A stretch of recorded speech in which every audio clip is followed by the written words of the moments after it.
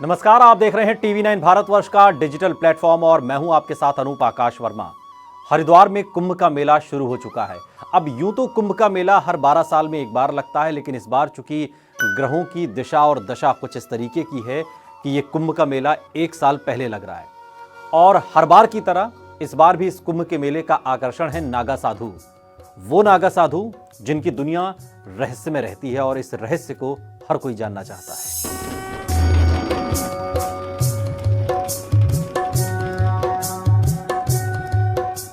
कहते हैं दुनिया भले ही अपना रूप बदल ले, मगर भगवान शिव और अग्नि के ये भक्त नागा साधु इसी रूप में हमेशा रहेंगे।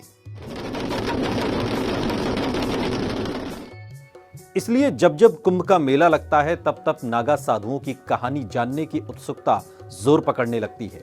नागा साधु आमतौर पर आम जनजीवन से दूर अपने अनुशासन में रहते हैं। इनके गुस्से की भी ढेरों कहानियां मशहूर हैं, मगर ये किसी को नुकसान नहीं पहुंचाते। नागा साधु एक सैन्य पंथ है और वो एक सैन्य रेजिमेंट की तरह बंटे हुए हैं। त्रिशूल, तलवार, शंख और चिलम से वो अपने सैन्य दर्जे को दर्शाते हैं।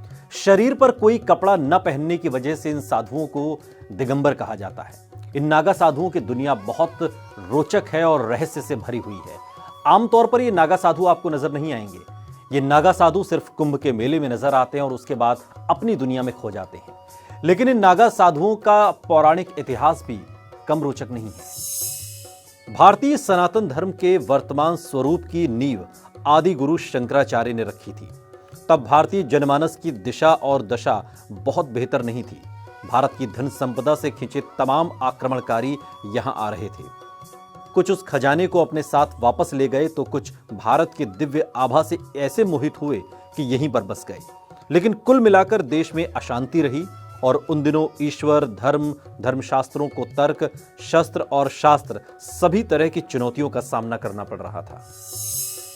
शंकराचार्य ने उस दौर में सनातन धर्म की स्थापना के लिए 4 पीठ की स्थापना की, जिसमें गोवर्धन पीठ है, शारदा पीठ है, द्वारिका पीठ है, ज्योतिर्मठ पीठ। इसके अलावा अखाड़ा संप्रदाय की स्थापना भी की, जिसमें इन श्रद्धालुओं को, इन भक्तों को, आश्रम में रहने वाले इन लोगों को सताने वालों के खिलाफ किस तरीके से उनका मुकाबला किया जाए, यह शिक्षा यहां पर दी जाती थी।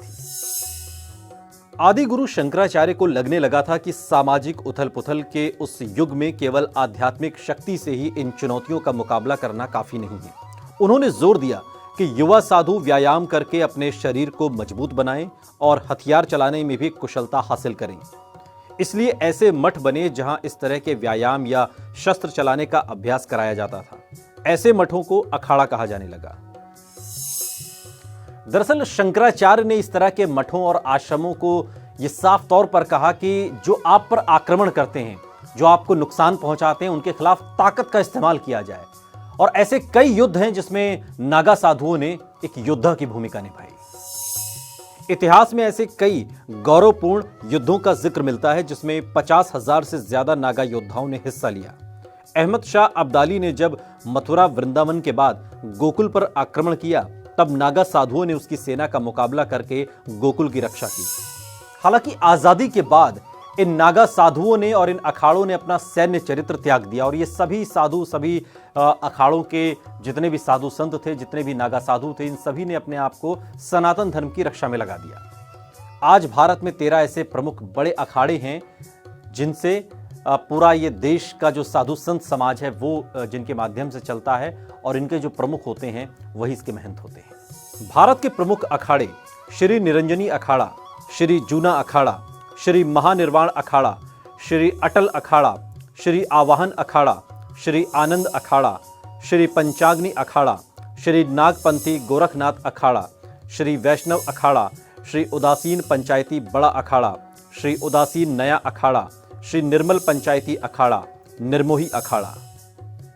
अब आपके मन में यह सवाल जरूर उठ रहा होगा कि एक सामान्य साधु और एक नागा साधु में अंतर क्या होता है। आप यकीन नहीं करेंगे, एक नागा साधु बनने की प्रक्रिया इतनी कठिन और इतनी लंबी है कि बहुत सारे साधु जो नागा साधु बनना चाहते हैं वो इस प्रक्रिया को पूरा भी नहीं कर पाते, लेकिन जो पूरा कर ले जाते हैं वही कहलाते हैं शिवभक्त नागा साधु। ये वीडियो आपको कैसा लगा कमेंट बॉक्स में हमें जरूर बताइएगा। साथ ही देश और दुनिया की तमाम बड़ी खबरों के लिए देखते रहिए TV9 भारतवर्ष। परवाह देश की। सोमवार से शुक्रवार रात 10 बजे TV9 भारतवर्ष पर।